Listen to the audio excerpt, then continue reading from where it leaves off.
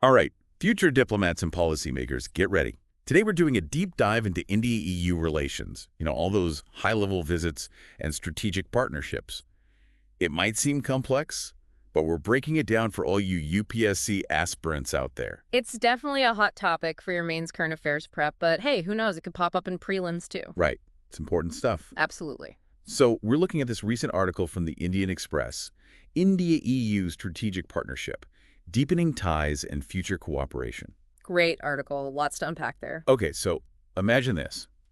A delegation of 22 European commissioners, all the way in New Delhi.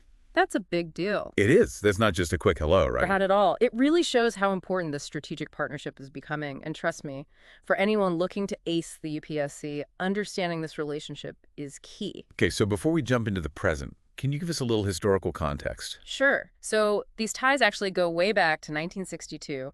Back then, it wasn't even the EU yet. It was the European Economic Community. Wow, so they've been building this relationship for a while. Exactly. And it's gone through several key milestones, like the 1993 Joint Political Statement. That really set the stage for more formal cooperation. Interesting. So for our listeners out there, those dedicated UPSC aspirants, why should they care about all this? What's the big deal about India-EU relations? Well, for one, the EU is India's largest trading partner. Seriously, largest. Yep. Think about all the economic opportunities that come with that, the strategic alliances, and how India navigates this whole multipolar world. Right, because in a multipolar world, power isn't concentrated in just one place. You have multiple power centers, like the EU. Exactly. And the UPSC loves to test your understanding of how India manages these complex relationships. Okay, so let's get into the nitty-gritty of the economics then. We're talking about some serious numbers here, right? Oh, yeah. Bilateral trade hit a record high in 2023-24, $135 billion. Ooh, $135 billion. That's not a typo. That just goes to show how intertwined these economies are becoming. So what's India actually sending to the EU? What are we trading? A bit of everything, really. Textiles, pharmaceuticals, you name it. And on the flip side, we're importing high-tech machinery, components for our industries, especially automotive. It's a two-way street. Makes sense. But I've heard they've been trying to hammer out a free trade agreement, an FTA, for ages. Oh, yeah, for over 15 years, actually. 15 years. What's the holdup? Well, FTAs are tricky. Both sides have their sensitive sectors, things they want to protect. Finding common ground takes time. I guess so. But if it's been going on for that long, the benefits must be pretty huge, right? Definitely. Think reduced tariffs, more investment flowing both ways, a real boost for both economies. This sounds like prime essay material for the UPSC. Oh, absolutely. The UPSC could easily ask you to weigh the pros and cons of this FTA, maybe even compare it to other trade deals India's working on. Right, and they love those analyze and compare type questions. Exactly. And don't forget the geopolitical angle. How does this FTA fit into India's overall foreign policy strategy? Things like the Act East policy. Good point. So it's not just about the economics, it's about India's place on the world stage. Precisely. It's all connected. Okay, so we've covered trade, but what about technology? I know India and the EU are also collaborating in some pretty cutting-edge fields. Oh, absolutely. Semiconductors, AI, cybersecurity, you name it. And that's crucial, especially with China becoming such a dominant force in the tech world. Right. Remember, technology is a major factor in global power dynamics. So how are they tackling this? Is it just talk, or are they actually doing things together? Oh, they're taking concrete steps. They set up the India-EU Trade and Technology Council, the TTC, back in 2022. Okay, so a dedicated council. That sounds serious. It is. They've already signed a memorandum of understanding on semiconductor research and development. Smart move, considering the global chip shortage and India's ambitions to become a manufacturing hub. Exactly, and they're not stopping there. They're also working together on supercomputing. Signed an intent of cooperation on high-performance computing just last year. So pushing the boundaries of research and development together. Precisely. Okay, so we've got trade, tech, but what about climate change?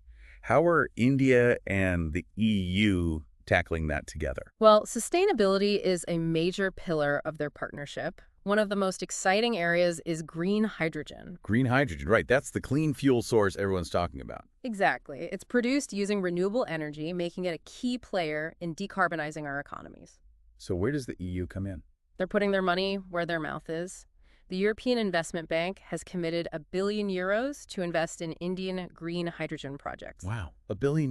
That's a pretty serious commitment. It is, and it's a win-win. India gets closer to its renewable energy goals, and the EU gets to be part of this global energy transition. Plus, it boosts India's image on the world stage, showing it's serious about climate action. Makes sense. So we've covered a lot. Trade, tech, green energy. But we're not done yet. Nope, there's more. Next up, we'll delve into their collaboration in defense and space. Trust me, it's more than just handshakes and photo ops. Definitely a lot more to it. And before we move on, don't forget to hit that like button and subscribe for more UPSC deep dives like this. And if you have any burning questions, drop them in the comments below. We're here to help you ace those exams. Okay, so let's switch gears a bit and talk defense and space. Sounds a bit like a jump, but you'd be surprised how these areas are getting more and more connected. Especially with, that whole multipolar world thing we were talking about. Exactly. And when India and the EU work together on defense and space, it shows they're serious about a stable Indo-Pacific region. Hold on, the Indo-Pacific, why is that region so important in all of this? Well, the Indo-Pacific's kind of become a geopolitical hotspot lately. How so? You've got China becoming more, assertive in the region. Ah, right. And that's making a lot of countries nervous, including India and those in the EU.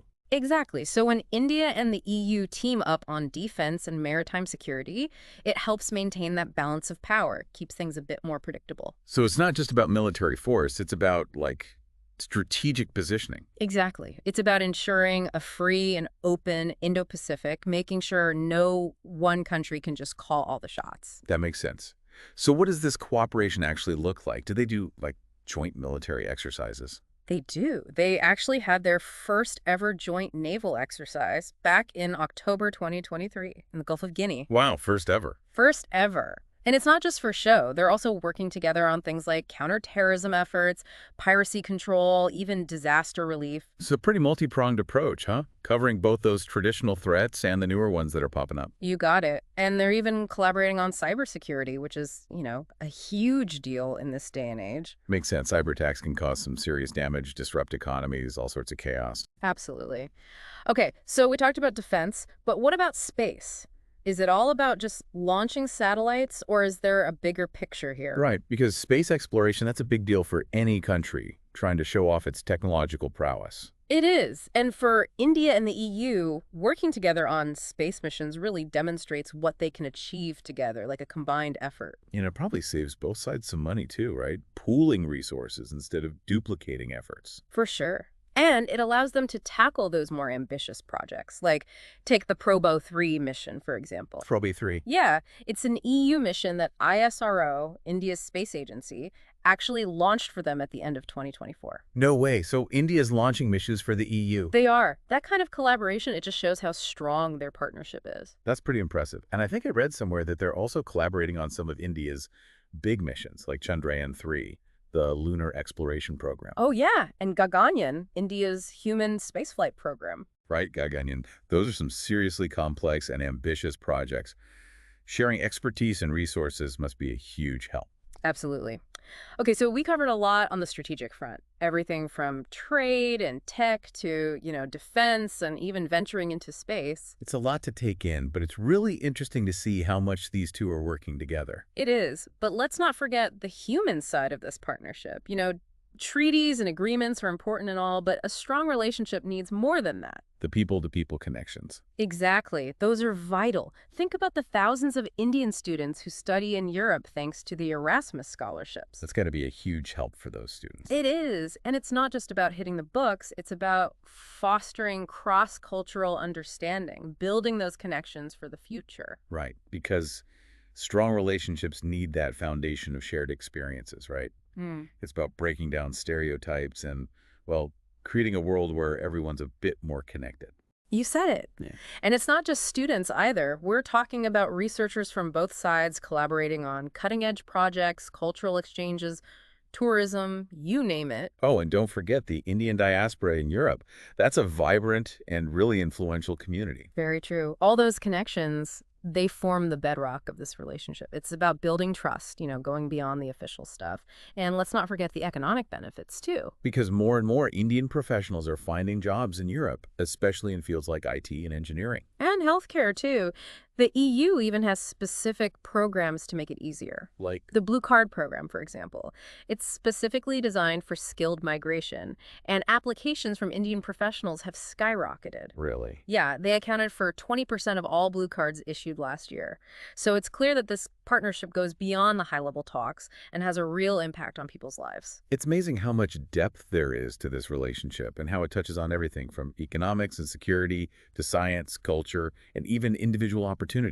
It really is multifaceted. And for UPSC aspirants, grasping all these nuances is key to understanding how India operates on the world stage. It's about connecting the dots, seeing the bigger picture, and that's exactly what the UPSC wants to see. All right, so we've delved pretty deep into this India-EU relationship. But what does it all really mean for India's standing on the world stage? That's the million-dollar question, and one that might just pop up on your UPSC exam. So we've covered a ton of ground on this deep dive into India-EU relations, from the history of it all to the present day. But as we wrap things up, I want to leave you, our listeners, especially those prepping for the UPSC, with this thought. India is in this complex geopolitical landscape, and the EU is a major player in it. For anyone trying to really grasp India's foreign policy, this relationship, with all its opportunities and challenges, is crucial to understand. It's like you can't just skim the headlines, you've got to understand the why behind the events. Why is the EU pouring so much money into India's green energy sector? Why those joint naval exercises in the Indo-Pacific? Exactly. It's not random. There's strategy behind it all, and those choices have real consequences down the line. And that's what the UPSC is looking for, right? It's not about spitting back facts. It's about analyzing the info, connecting the dots, forming those well-informed opinions. Spot on. They want to see that you can take what you've learned, synthesize it, think critically, not just memorizing, but understanding the big picture. So, for example, think about how the situation in Ukraine, that ongoing conflict, might be impacting this partnership. Good example. Does it bring India and the EU closer? Or does it cause friction? How can India use this relationship with the EU to, say, have a stronger voice in places like the UN or the G20? Those are the questions that separate the average UPSC candidates from the ones who really excel, right? Yeah. It's about thinking critically, seeing the challenges ahead, and having some ideas for solutions. Absolutely. So for everyone out there on their UPSC journey, remember, knowledge is power, but knowing how to use that knowledge, that's even more powerful. This deep dive's given you a good foundation on India-EU relations. Now it's up to you to build on that. Come up with your own insights, keep learning. And things change fast in international relations, so keep reading, keep analyzing, and keep asking those tough questions. That's all for today's deep dive into India-EU relations. Hope you found it helpful for your UPSC prep. If you want to learn more, definitely check out that Indian Express article we talked about. And don't forget, hit that like button, subscribe to the channel, and leave a comment if you have any questions. We're here to help you every step of the way. Until next time, keep diving deep, and best of luck with your UPSC preparations.